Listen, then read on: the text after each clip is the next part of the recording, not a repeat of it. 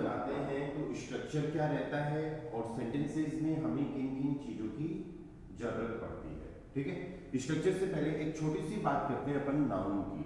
आपने ये वर्ड सुना है, कल भी आया था ये वर्ड क्लास में, नाउन जिसको हम क्या कह रहे हैं, संज्ञा या नाउन। डेफिनेट इंडेफिनेट होता है पर वो बात अलग है। अभी बस इतना ही समझना है कि नाउन जो है दो चीजें होती है, नाउन एक प्रोनाउन। तो प्रोनाउन की तो कहानी बिल्कुल अलग है। प्रोनाउन तो वो वर्ड्स आएंगे, सर्वनाम वो वर्ड्स आएंगे जो किसी पर्सन को इंडिकेट करता है। आज वो सीखेंगे अपन। नाउन में हमको ये छोटी सी चीज ये समझना है कि नाउन पर्सन और थिंग दोनों के लिए यूज में लिया जा सकता है। ठीक है, थिंग चीजों के लिए कैसे, जैसे फॉर एग्जांपल कपड़ों के लिए shirt, T shirt, pant, fruits vegetables के लिए, ठीक है, ट्रांसपोर्टेशन वगैरह के लिए। तो जो भी चीज आपको दिख रही है वो एक नाउन है। ठीक है, किसी का नाम, किसी पर्सन का नाम, किसी जगह का नाम, वो एक प्रॉपर नाउन है, राइट, वो एग्जैक्ट वैसा का वैसा यूज होगा। ठीक है, अब चाहे आपका कोई भी सेंटेंस बने उसमें कोई भी नाउन आ जाता है, पर्सन के लिए भी यूज हो सकता है, जैसे फैमिली मेंबर्स, रिलेटिव, फ्रेंड्स, इस तरीके के वर्ड्स जब आते हैं तो कोई भी नाउन आ जाता है तो वो जो वर्ड है वो चाहे सब्जेक्ट हो चाहे ऑब्जेक्ट हो वैसा का वैसा यूज होगा।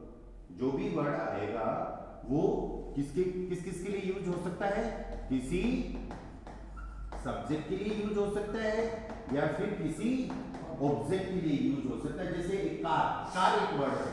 सो मैं आपको यहाँ पर एग्जांपल ये दे रहा था कि कार वर्ड जो आ गया, अब आप इस वर्ड को, कोई जरूरी नहीं है कार ही, मोबाइल भी हो सकता है ना, टी शर्ट भी हो सकता है, पैंट भी हो सकता है, स्ट्रीट भी हो सकता है, इंस्टीट्यूट भी हो सकता है, फादर मदर भी हो सकता है। तो ये वर्ड्स जो हैं इनको हम एज ए सब्जेक्ट भी यूज कर सकते हैं और एज ए ऑब्जेक्ट भी यूज कर सकते हैं।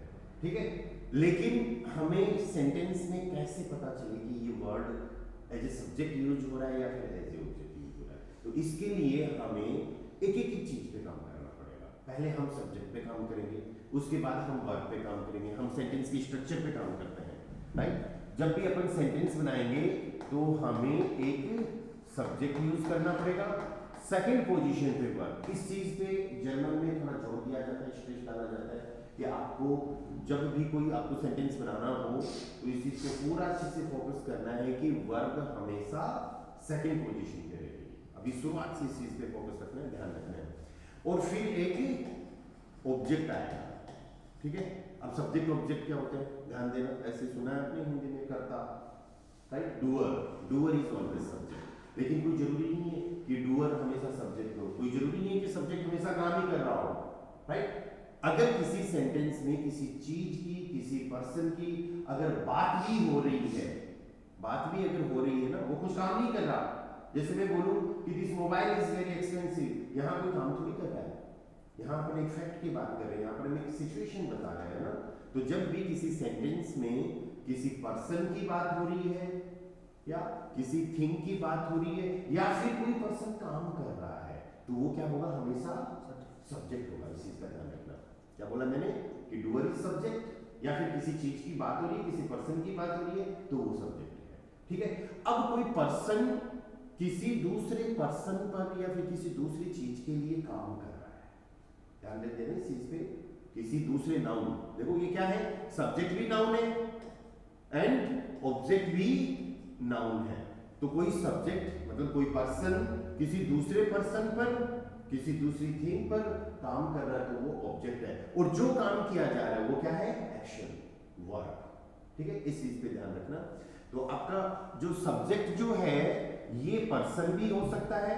एक दो छोटी छोटी चीजें ध्यान देना कि सब्जेक्ट जो है ये कोई पर्सन भी हो सकता है और कोई थिंग भी हो सकती है।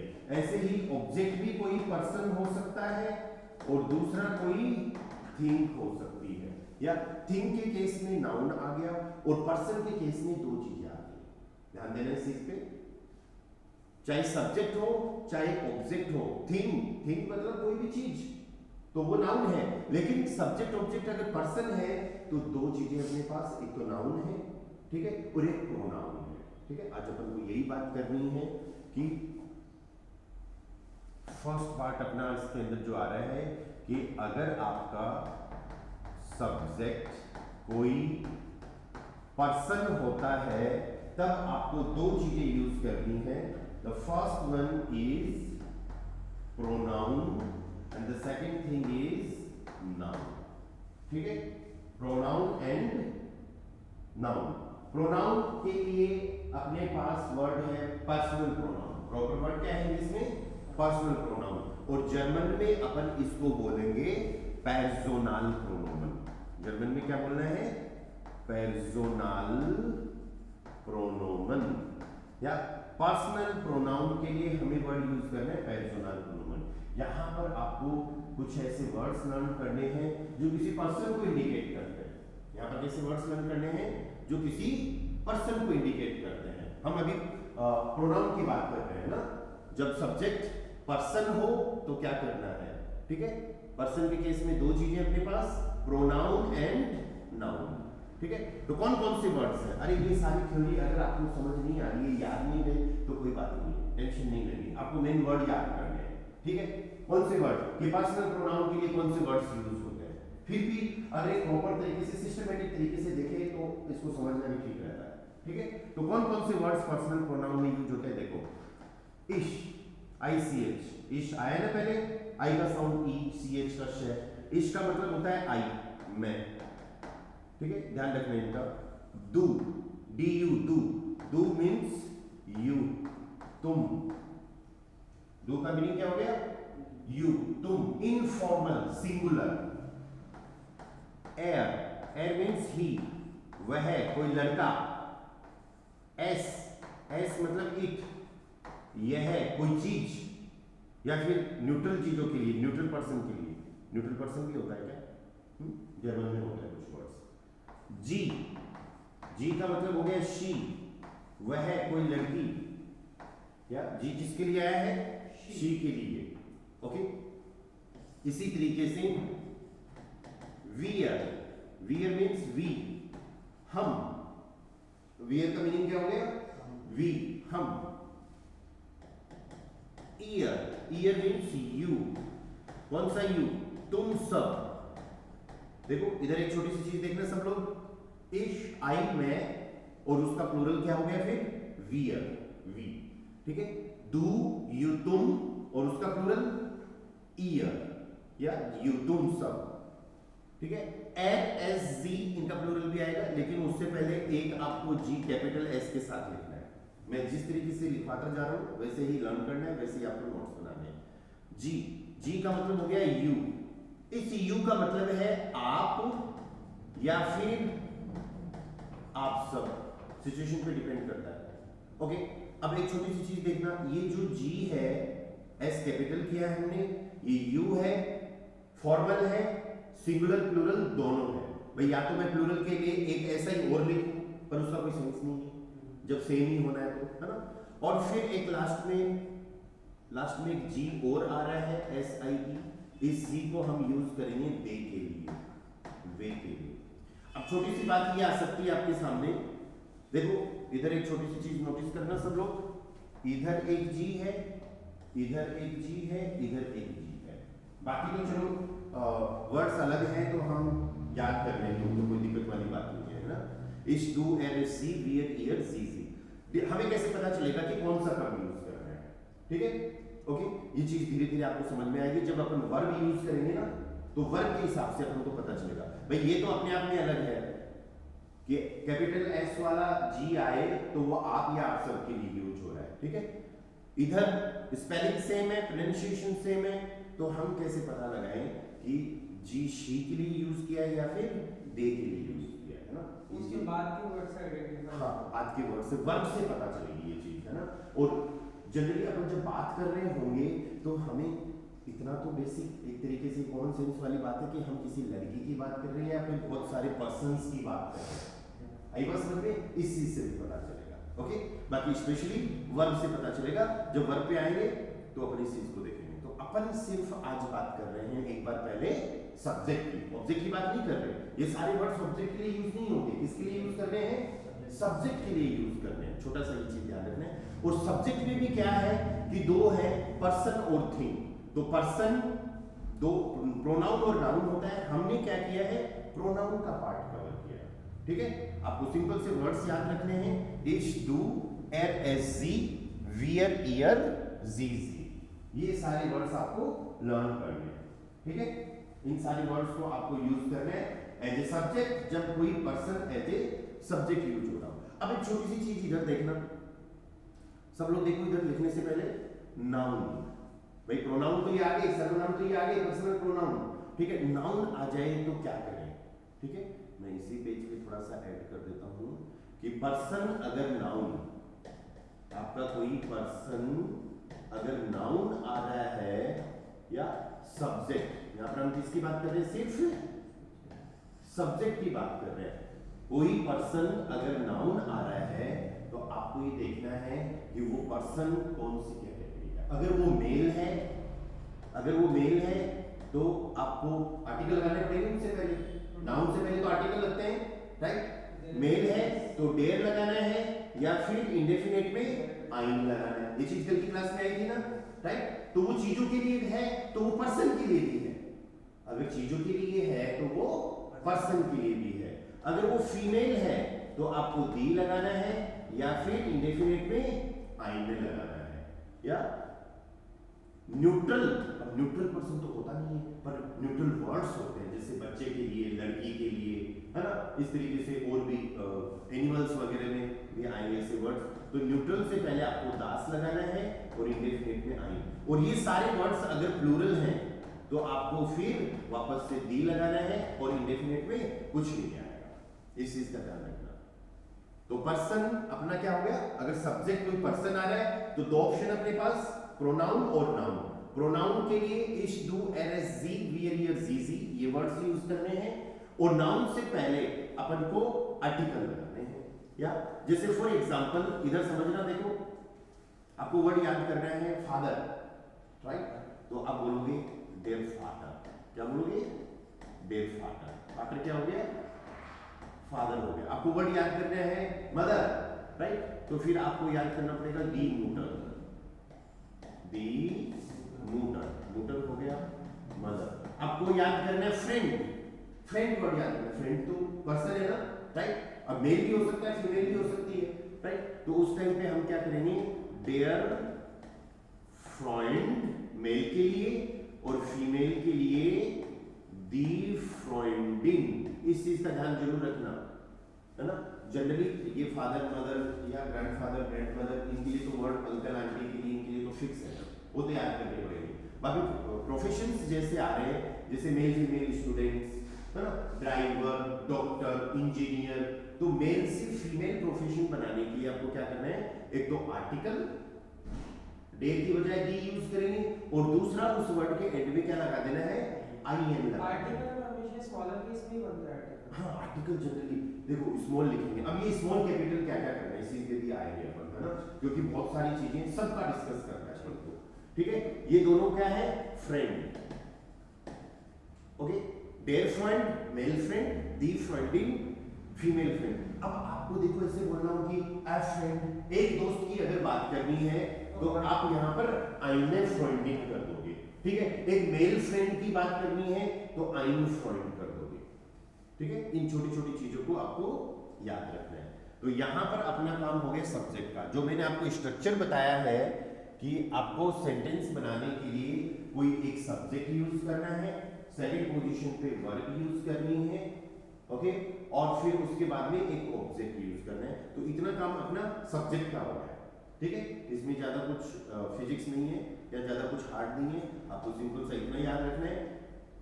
पर्सन, अगर ये वापस बार बार रिपीट कर रहा हूं मैं ये चीजें, इश, डू, एर, जी, वियर, ईयर, जी, इन वर्ड्स को तब यूज करना है जब पर्सनल प्रोनाउन यूज हो रहे हो, है ना। अपना सब्जेक्ट कोई पर्सनल प्रोनाउन होगा। अगर सब्जेक्ट कोई नाउन होता है तो फिर अपन को देखना है डेफिनेट है कि इंडेफिनेट है, उस हिसाब से अपन आर्टिकल लगा देंगे, ठीक है। इनको सेंटेंस में यूज कैसे करेंगे, इसके लिए हमें वर्ब सीखनी पड़ेगी। अपने पास इनफ टाइम है, अपन थोड़ा सा काम वर्ब पे भी कर लेते हैं, ठीक है। ध्यान देना, ऑनलाइन वालों को क्लियर है ये चीज, yes sir, okay. Yes sir, अभी आप लोगों के पास अच्छे से आ रही है क्या आवाज? Yes sir. जी, ओके, ठीक है। सेकंड देखो, स्ट्रक्चर यही रखना, सब्जेक्ट ऑब्जेक्ट आगे पीछे कर सकते हो, कुछ फर्क नहीं पड़ेगा, पर वर्ब सेकंड पोजीशन पे रहनी चाहिए। और हमेशा जब सेंटेंसेस बनाएंगे तो आपका काम यही होगा, सब्जेक्ट के हिसाब से वर्ब लगानी है और वर्ब के हिसाब से ऑब्जेक्ट लगाना है। कैसे, ये चीज सीखने वाली है, राइट। सब्जेक्ट के हिसाब से वर्ब लगेगी और वर्ब के हिसाब से ऑब्जेक्ट लगेगा। बाकी आगे पीछे करेंगे तो फिर उल्टा हो जाएगा। उल्टा कैसे, ऑब्जेक्ट के बाद वर्ब और वर्ब के बाद सब्जेक्ट, लेकिन वर्ब आएगी सब्जेक्ट के हिसाब से, राइट। वर्ब हमेशा सब्जेक्ट डूअर के हिसाब से ही लगती है ना। चलो इस चीज पे अपन काम करते हैं। नेक्स्ट पार्ट अपना है वर्ब का। वर्ब को जर्मन में हम बोलते हैं das Verb। क्या बोलेंगे, das Verb प्लूरल हो जाएगा die Verben। अब देखो वी को तो फाउंड बोलते हैं, इधर वी क्यों कर रहे हो? अरे वी को तो फाउंड बोल रहे हैं, फैब क्यों नहीं बोल रहे, वर्ब क्यों बोल रहे हैं? एक्चुअली ये इंग्लिश से रिलेटेड वर्ड्स है ना। तो इंग्लिश से रिलेटेड वर्ड्स है ना, उनको हमें हर वर्ड पे फोकस करना पड़ेगा कि किसका साउंड कैसे हो रहा है। कभी इंग्लिश के जैसे हो जाता है, कभी जर्मन के जैसे हो जाता है, कभी ऐसे भी हो जाता है कि कॉन्सोनेंट तो इंग्लिश के ले रहे हैं और वोवल जर्मन के ले रहे हैं। तो हर वर्ड पे अलग अलग चल रहा है ना। das Verb die Verben, ठीक है। वर्ब क्या है, एक्शन, कोई भी एक्शन। हिंदी में हम क्या कहते हैं, क्रिया, कोई भी काम, राइट। और हर वर्ब कोई जरूरी नहीं है एक्शन ही हो, और हर वर्ब में कुछ वर्ब्स ऐसी भी हैं या जो सिर्फ आपको सिचुएशन शो करती हैं। बहुत सारी वर्ब जैसे खाना पीना, हंसना रोना, आना जाना, खेलना, इनमें तो एक्शन हो रहा है, पर कोई जरूरी नहीं है हर वर्ब में एक्शन ही हो। जैसे मैं बोलूं आई हैव 2 मोबाइल्स, इसमें क्या एक्शन है, right right. You are my friend, इसमें क्या एक्शन है, राइट। वो क्या है, वहां उस टाइम पे आप एक फैक्ट बता रहे हो, आप एक जनरल ट्रुथ की बात कर रहे हो ना। इस चीज पे ध्यान रखना। ओके, ये पता चल गया वर्ब एक्शन होती है, कितने तरीके की होती है। 3 तरीके की वर्ब्स नाम करेंगे अपन एवन में। First one is helps verb. कौन सी वर्ब्स है, हेल्प्स वर्बन, हेल्पिंग वर्ब्स। देखो एक बहुत इंटरेस्टिंग बात है, जर्मन में हेल्पिंग वर्ब्स आएंगे आपके पास में, लेकिन use as a helping verb बहुत कम यूज होती है। क्या हम उनको as a main verb use करेंगे? अब आपके पास एक क्वेश्चन है मेरी तरफ से, क्या हम हेल्पिंग वर्ब को as a main verb use कर सकते हैं? Yes. हम जर्मन की बात नहीं कर रहे हैं, कैसे कर सकते हैं? एग्जांपल है आपके पास या दिनेश बताओगे? क्या हम हेल्पिंग वर्ब को as a main verb use कर सकते हैं? Yes we can. तो जर्मन में क्या होगा, अभी एग्जांपल दूंगा मैं। हेल्पिंग वर्ब अपन सीखेंगे तो सही, लेकिन अभी अपन को as a main verb use करना है। अब छोटी सी बात ये भी आती है कि आपको ये चीज क्लियर होनी चाहिए, हेल्पिंग वर्ब मेन वर्ब क्या होती है। हेल्पिंग वर्ब जो है वो मेन वर्ब की हेल्प करने के लिए आती है बस, और मेन वर्ब जो है वो मेन एक्शन शो करती है, ठीक है। हेल्पिंग वर्ब मेन वर्ब हो सकती है, जैसे इंग्लिश में कोई बताओ मेरे को आप helping verb. Is am are सुना है वैसे इंग्लिश में, is am Has, have, do was, does, were, yes do does, has have, was, were, was were वो फिर पास्ट में हो गया है ना, डिड पास्ट में हो गया, हैड पास्ट में हो गया, हम वो इन्हीं से ही निकला है, ठीक है। अब देखो एक बार अपन इज एम आर से अपन एग्जांपल लेते हैं, ठीक है। एक छोटा सा मैं एक सेंटेंस बोलता हूं कि he is coming, he is coming. तो इज क्या है यहाँ पर, इज सब्जेक्ट है, he is coming, he subject है, इज हेल्पिंग वर्ब है, और कमिंग क्या है, मेन वर्ब है, या ही इज कमिंग, ठीक है। अब इतने ही बोल रहा हूं कि ही इज डॉक्टर, अभी इज क्या है, मेन वर्ब है, मेन वर्ब है, क्योंकि सेंटेंस में और कोई वर्ब नहीं है, राइट। तो इस चीज का ध्यान रखना। आप अगर ये कहो कि आई एम स्टूडेंट, तो यहाँ पर am as a main verb action कर रही है, लेकिन आप बोलोगे आई एम गोइंग, तो गोइंग फिर मेन वर्ब है, फिर इज क्या है यहाँ पर, हेल्पिंग वर्ब है। तो ओवरऑल जर्मन में भी ऐसा होगा कि हेल्पिंग वर्ब अभी अपन सीखेंगे, ठीक है, लेकिन हमें उन सबको as a main verb use करना है। हाँ, एज ए हेल्पिंग वर्ब भी, तो फिर हेल्पिंग वर्ब क्यों सीख रहे हैं?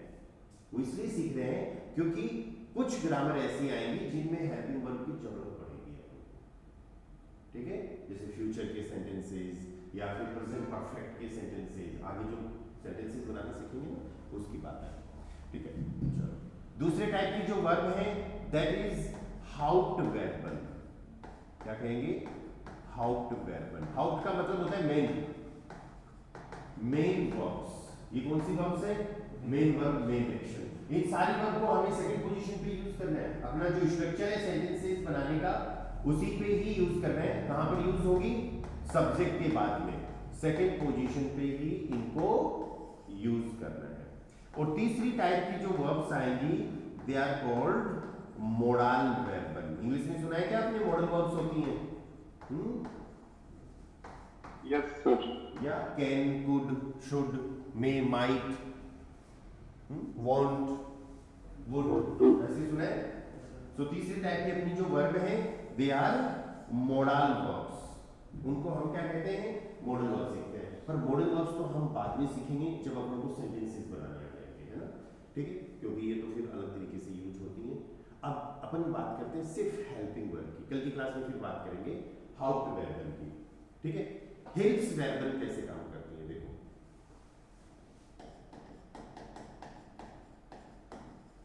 एक छोटी सी चीज ये भी ध्यान रखना कि जर्मन की ग्रामर को आपको किसी और लैंग्वेज से कंपेयर नहीं करना है ना।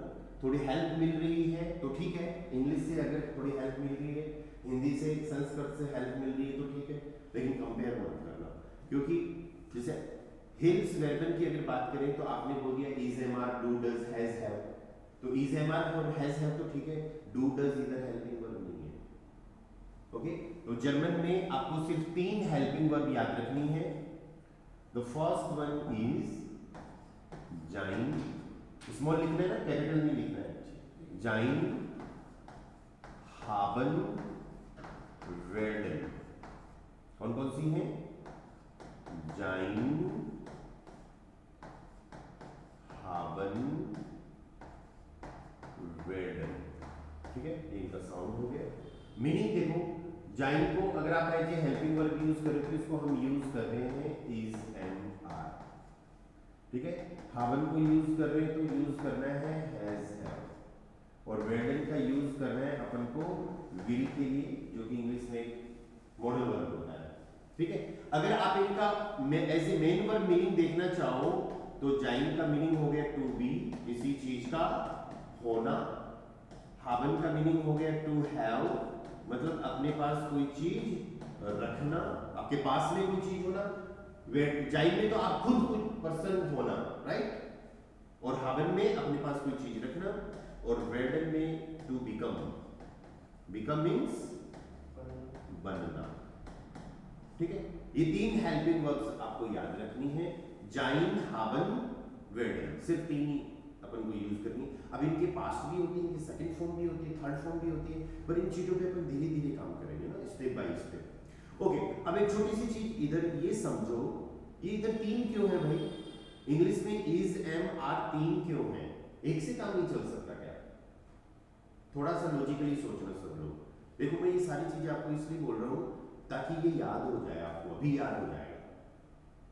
क्या जाइन का मीनिंग इज, एम, आर है, तो ये इंग्लिश में 3 क्यों है? Is, am, are, I am, you are, he is, ऐसे यूज करते हैं ना। इस सिंगुलर से आर प्लूरल के लिए एम जब वोवल आ जाता है आई के साथ। ओके, आप ये कह रहे हो कि इज सिंगुलर के लिए, आर प्लूरल के लिए और एम वोवल आ जाए तब आई के लिए। यू तुम तो सिंगुलर हो, फिर भी यू आर यूज किया है, प्लूरल कहां हुआ? हाँ, plural they are, we are, इसमें हो गया। ओके चलो ठीक है। हैज, हैव 2 क्यों है भाई? हैज, हैव हम इंग्लिश में यूज करते हैं कि अपने पास कोई चीज है, ठीक है। आई हैज ऐसे होता है क्या? I have, yes I have, you have, he has, कभी सुना है ही हैव? नहीं।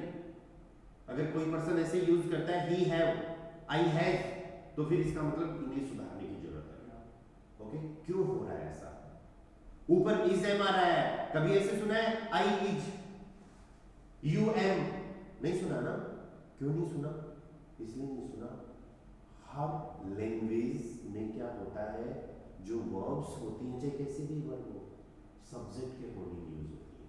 ध्यान रखना इस सेंटेंस का, जो ये ऐसा क्यों हो रहा है, जो अभी अपन बात कर रहे थे ना, इसलिए हो रहा है हर लैंग्वेज में हर वर्ब सब्जेक्ट के हिसाब से लगती है। अरे हिंदी में देखो लाइक फॉर एग्जांपल वह पढ़ता है, और लड़की के लिए वह पढ़ती है, ता है ती है। तुम पढ़ते हो, वे पढ़ते हैं, तो ता है ती है ती है, ऐसे आ रहा है ना, राइट। इंग्लिश में भी ऐसे ही होता है। रीड तो चलो सबके लिए रीड कोई दूसरी वर्ब यूज कर लेते हैं। Speak, I speak, you speak, he speaks, ऐसा लग गया ना, ऐसे ही ऐसे लग जाता है। ओके, तो ये रीजन यही है, हमको ध्यान रखना है कि हर वर्ब चाहे हिंदी की हो, चाहे इंग्लिश की हो, चाहे जर्मन की हो, सब्जेक्ट के अकॉर्डिंग यूज करते हैं। ठीक है, इस चीज का ध्यान रखना। और इधर जो अपन वर्ब सीखेंगे ना, मॉडल वर्ब्स को सब्जेक्ट के हिसाब से यूज करना बहुत इजी है, मेन वर्ब्स को यूज करना बहुत इजी है। हेल्पिंग वर्ब जो आज अपन ने 3 लिखी हैं, जाइन, haben, werden, इनमें अपन को थोड़ा सा याद करना पड़ेगा, थोड़ा फोकस करना पड़ेगा। उसका रीजन ये है कि बाकी वर्ब्स तो ट्रिक पे चलती हैं, फॉर्मेट में चलती हैं, इधर अपन को सारे वर्ड्स याद करने पड़ते हैं। जैसे इंग्लिश में जो वर्ब तो है टू बी, लेकिन यूज इज एम आर अलग अलग हो रहा है ना, सेम इसी तरीके से जर्मन में भी क्या होगा, जाइन, haben, werden का यूज सब्जेक्ट के अकॉर्डिंग अलग अलग होगा। सब्जेक्ट कौन है अपने पास, सब्जेक्ट या तो पर्सन है या थिंग है, या पर्सन अगर आ रहा है, पर्सन में भी पर्सनल प्रोनोमन आ रहा है तो इस दो एस सी, या फिर डेट दी दासदी के साथ, और थिंक अगर होती है तब भी तो डेट दी दासदी ही लगता है, राइट। अभी अपन इन वर्ब्स को यूज करेंगे इस डू एन एस जी वियर ईयर जी जी के अकॉर्डिंग।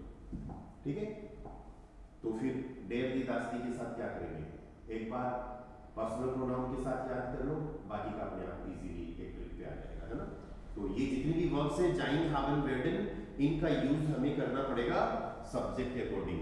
और किसी भी वर्ब को जब सब्जेक्ट के अकॉर्डिंग यूज करते हैं तो उस प्रोसेस को हम बोलते हैं वर्ब कॉन्जुगेशन। क्या बोलते हैं, वर्ब कॉन्जुगेशन।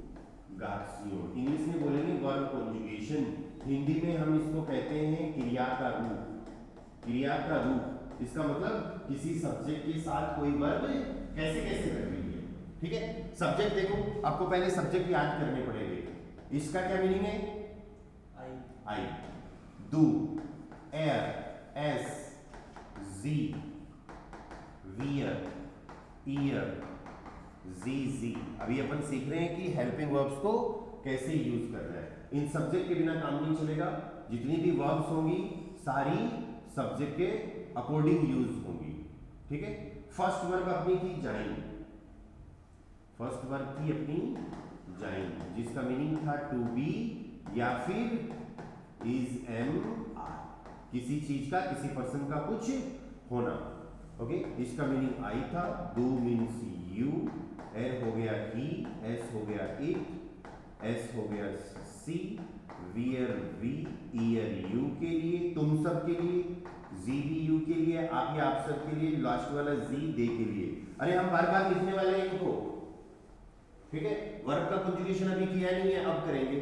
फर्स्ट वर्ब क्या आ रही है अपनी, जाइन, टू बी। ओके,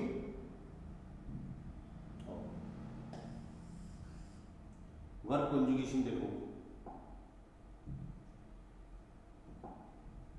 इसके साथ यूज करना है बिन, इसके साथ क्या यूज करोगे, बिन, इश बिन। स्क्रीन पे देखो सब लोग, दो के साथ ये हो जाएगा बिस्ट, एर के साथ हम यूज करेंगे ईस्ट, एस के साथ यूज करेंगे ईस्ट, जी के साथ भी सेम रहेगा ईस्ट, वियर के साथ हम इसको कर देंगे जिंट, आधा ने और डी एंड में आता है तो ट। ईयर के साथ हम इसको यूज करेंगे जाइट, जी के साथ हम इसको यूज करने वाले हैं जिंट, और लास्ट वाले जी के साथ भी सेम रहेगा जिंट। ठीक है, तो ये क्या है, ये है जाइन वर्ब का वर्ब कंजुगेशन। ठीक है, सब लोग देखो, इसको याद कैसे करेंगे, इसको याद करने का अपना एक तरीका है, वो यही है, हर सब्जेक्ट के साथ हमें याद करना है। आपको याद करना है इसको, इश बिन, डू बिस्ट, एर east, es ist, sie ist, wir sind, ihr seid, sie sind and sie sind। ठीक है, मीनिंग क्या हो गया? ich bin का मीनिंग हो गया I am, ich bin का मीनिंग क्या हो गया? I am। du bist means you are। अरे सारे अलग अलग याद करने पड़ेंगे। ये पूरी जर्मन की एक ही वर्ब ऐसी है, आपकी पहली वर्ब है और एक ही वर्ब ऐसी है जो वर्ब तो चाइल्ड है, इस चीज पे ध्यान देना, वर्ब तो चाइल्ड है लेकिन उसका यूज सब्जेक्ट के हिसाब से सबका अलग अलग है।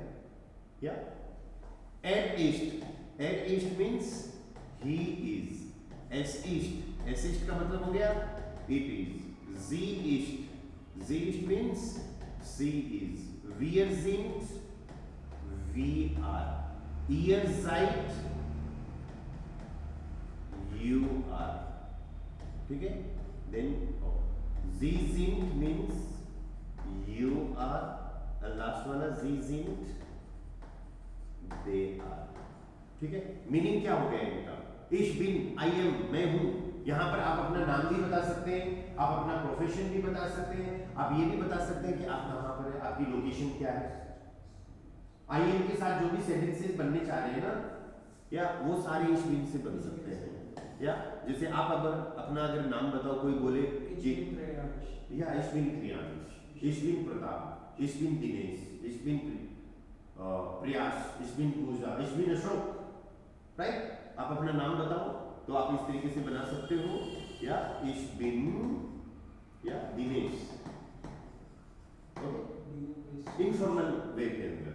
ठीक है, कोई अपना प्रोफेशन अगर बताना चाहे तो भी वो ऐसे बोल सकता है, या ich bin Arzt, कोई अगर डॉक्टर है, डॉक्टर को क्या बोलते हैं?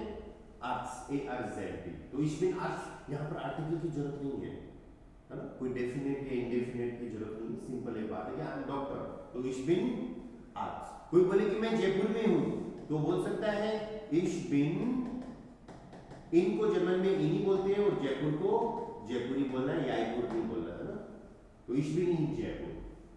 तो ich bin that means I am के साथ जो भी सेंटेंसेस बन रहे हैं उन सब में आप बना सकते हो। आप ये बोलना चाहो कि we are in जयपुर, हम जयपुर में हैं, तो फिर आपको we को हम बोलते हैं wear के साथ जिंट आता है। तो ओवरऑल कहने की बात ये होगी, जिस सब्जेक्ट के साथ जो वर्ब कॉन्जुगेशन आ रहा है, ये क्रिया का रूप है ना, इसको वर्ब कॉन्जुगेशन बोल रहे हैं, तो जिस सब्जेक्ट के साथ जो वर्ब कॉन्जुगेशन आ रहा है हमें वही यूज करना है, जैसे हम इंग्लिश में कर रहे हैं, या फिक्स यूज करते हैं, स्टूडेंट या वी आर स्टूडेंट्स। आपको ये बोलना हो तो फिर आपका सेंटेंस बनेगा वी sind स्टूडेंट। एक वर्ड के लिए यूज करते हैं और सिंगुलर के लिए यूज करते हैं, प्लूरल के लिए आपको इधर करना पड़ेगा स्टूडेंटन, या प्लूरल अलग अलग तरीके से बनता है, उसमें भी अपन काम करेंगे। अभी स्टूडेंट वर्ड में ईएन लगा, तो इसका मतलब ये नहीं है कि हर वर्ड में हम ईएन ही लगाएंगे, हर वर्ड का जैसे आर्टिकल अलग अलग है उसी तरीके से हर वर्ड का प्लूरल फॉर्म भी अलग अलग है। ये दो चीजों पे अपन को शुरुआत से काम करना पड़ेगा, शायद मैंने फर्स्ट क्लास में भी आपको ये कहा होगा ना। ओके, सो वी sind स्टूडेंटन, मतलब हम स्टूडेंट्स हैं, हम जयपुर में हैं, तो we sind in Jaipur. Okay, अभी सेंटेंसेस नहीं बनाने, कुछ एग्जांपल्स इसलिए लिए हैं ताकि हमें ये पता चल जाए कि सब्जेक्ट और वर्ब कैसे यूज होते हैं। ठीक है, ओके, सो एक वर्ब हो गई टाइम, सेकंड वर्ब अपनी आ रही है हावन। कोई डाउट क्वेश्चन हो तो बोल देना भाई। हावन का मीनिंग क्या हो गया? To have as a main verb, otherwise आप इसका यूज करोगे हैज हैव के लिए, हैज हैव के लिए। इधर भी अपन को वर्ब कॉन्जुगेशन के लिए सारे सब्जेक्ट्स चाहिए, इश, डू, एर, एज, सी। किसी का नाम ले लेता हूं, जैसे मैं अगर सपोज आपका नाम लूं तो यू विश्ड अशोक सही रहेगा या फिर देयर इश्ट अशोक सही रहेगा? देखो, आपका क्वेश्चन ये है कि किसी का नाम लेके बोले कि भाई तुम अशोक हो या फिर आप अशोक हो, तो आप ये देख लो कि तुम और आपके लिए क्या वर्ड यूज हो रहा है। एर मतलब आप होता है? नहीं, एर का मतलब आप नहीं होता, एर का मतलब तो ही होता है, वह है। यहाँ तो अपन बात कर रहे हैं थर्ड पर्सन की जो अपने पास ही नहीं है, तो फिर एर कैसे यूज हो सकता है? या कोई ऐसे बोले कि तुम अशोक हो तो डू विश्ड अशोक, या फिर आप अशोक हो तो फिर इधर जी पे चलो, ये चीज समझ में आ जाएगी। लेकिन हमें ये वर्ड्स याद करने पड़ेंगे पहले, या जो सब्जेक्ट्स वगैरह हैं सारे इनको याद करो। इश मतलब आई, दो मीन्स यू, तुम, ये दो जो है ये तुम के लिए है, या इधर इसका प्लूरल हो गया तुम सब, ईयर, और लास्ट ये जो एस कैपिटल वाला है ये आप या फिर आप सब दोनों है, आप या फिर आप सब। जी जिंट अशोक आप ऐसे भी बोल सकते हो, ठीक है। एर तो थर्ड पर्सन हो गया ना, थर्ड पर्सन कौन, जिसके बारे में अपन बात करते हैं ना, इंग्लिश में ऐसे होता है ना, first person, second person, third person. First person बोलने वाला खुद, सेकंड पर्सन जिससे बात कर रहे हो, और थर्ड पर्सन जिसके बारे में बात कर रहे हो। ओके, आपको बोलना हो कि दे आर माय फ्रेंड्स, तो दे आर के लिए फिर आपको ये यूज करना पड़ेगा जी जिंट। माय के लिए फिर अपन को अभी सीखना बाकी है, फ्रेंड्स के लिए, प्लूरल के लिए सीखना बाकी है, तो उन चीजों को भी रहने दो। अभी जो चीजें करवा रहा हूं सिर्फ उन पे फोकस करो, ठीक है। तो वर्ब का कॉन्जुगेशन याद करने से पहले सब्जेक्ट याद करो, ठीक है, इसलिए अपन बार बार भी लिख रहे हैं इनको। ओके, अगली वर्ब क्या है अपनी, हाबन। हैज हैव के लिए हम यूज कर रहे हैं इस, डू, एल, जी, वियर, ईयर, जी, ठीक है। इसका वर्ब कॉन्जुगेशन देखो, इश हाब, ई एंड में आता है, ए का साउंड होता है, इश हाब, डू, हास्ट, एल, एस, जी तीनों का सेम होता है, एर हाट, एस हाट, जी हाट, या इस चीज का ध्यान रखना।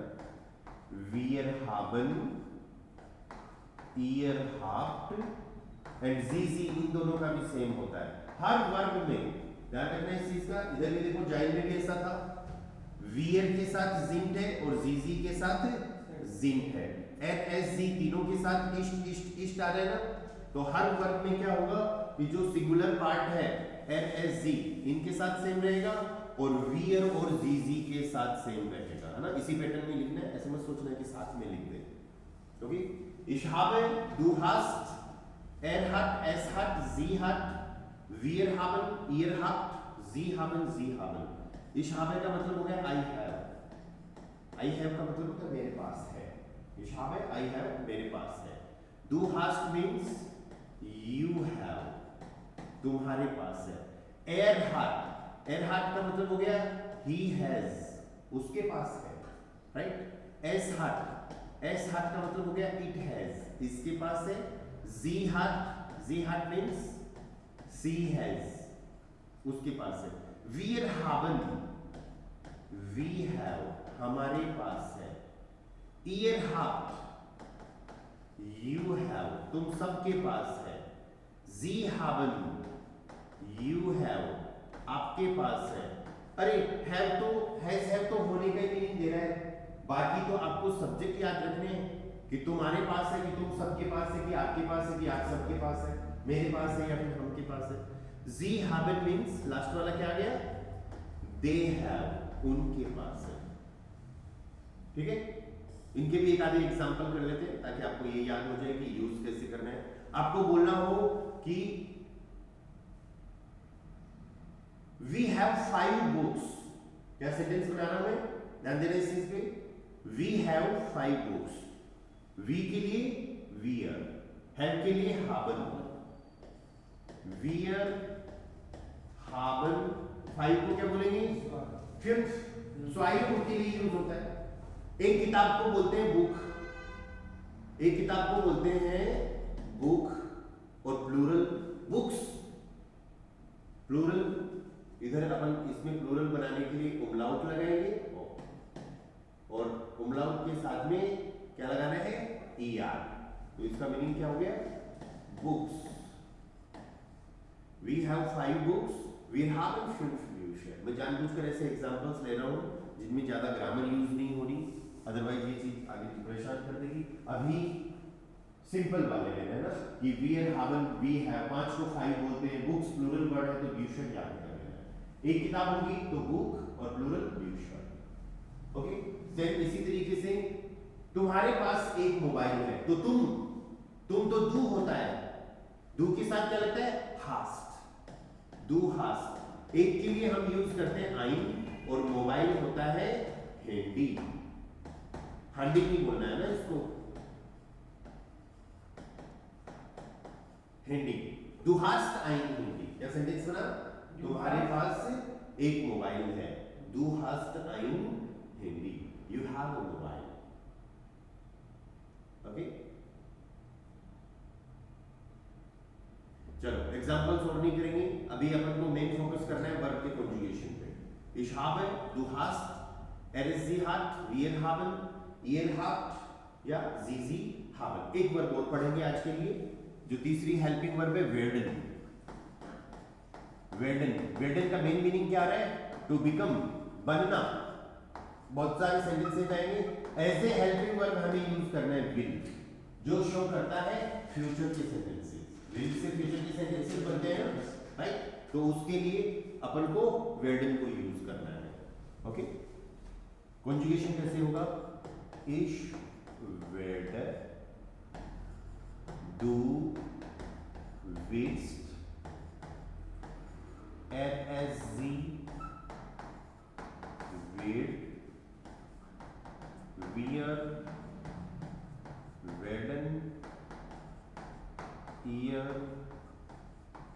werdet एंड जी दोनों के साथ हमें क्या यूज करना है? werden यूज करना है, जी werden। इनमें क्या होगा? सारे सब्जेक्ट के साथ में, ich werde, I will, du willst, you will, wird, he will, es wird, it will। Sentences में कैसे यूज होंगे ये बाद की बात है सीखना, क्योंकि जब इसको तब सेंटेंसेस बनाएंगे इसके जब फ्यूचर के फ्यूचर टेंस सीखेंगे ना। sie will means she will, wir werden, we will, ihr werdet, you will, yeah, sie werden, you will, and last वाला sie werden, ओके। क्लियर ये चीज? अभी आपको एक छोटी सी ये वाली बात समझ में आ गई क्या कि इन तीनों जीव को डिफरेंशिएट कैसे करेंगे? अगर आप जी विड यूज कर रहे हो, जी हार्ट यूज कर रहे हो, जी इस्ट यूज कर रहे हो, तो इसका मतलब आप शी की बात कर रहे हो। अगर जी जिंक यूज कर रहे हो, जी हावन पूरी वर्ब ऐसे कैसे यूज कर रहे हो, जी werden पूरी वर्ब ऐसे कैसे यूज कर रहे हो, तो इसका मतलब आप दे की बात कर रहे हो, राइट? और एस कैपिटल है, इसका मतलब आप सामने वाले पर्सन से डायरेक्ट बात कर रहे हो ना, ओके। वो सेकंड पर्सन है, इस चीज का ध्यान रखना, फर्स्ट पर्सन सेकंड पर्सन क्या होता है, राइट? फर्स्ट पर्सन, अपने सब्जेक्ट में फर्स्ट पर्सन कौन होगा? ich and wir। इसका मतलब क्या है? मैं, और wir मींस हम सब। तो जो पर्सन बोल रहा है, जो बात कर रहा है, वो फर्स्ट पर्सन है। जिससे बात कर रहा है उसके सामने वाला पर्सन, ये फर्स्ट पर्सन हो गया। सेकंड पर्सन, सेकंड पर्सन अपने पास यहां पर कौन कौन है? दू, दू का प्लूरल ईयर, या दू का प्लूरल ईयर, और ये इजी कैपिटल वाला। क्या मीनिंग है इसका? तुम सब, आप। इधर ये क्या था? मैं और हम। इधर ये क्या है?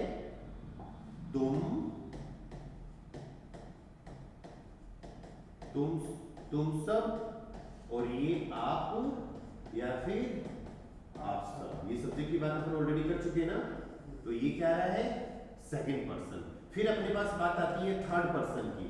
थर्ड पर्सन वो पर्सन होता है जिसके बारे में अपन बात कर रहे होते हैं, ठीक है? जैसे for example er, es, sie, he, it, she, er, es, sie, या फिर इनका प्लूरल लास्ट वाला जी, जी। er का मतलब क्या हो गया?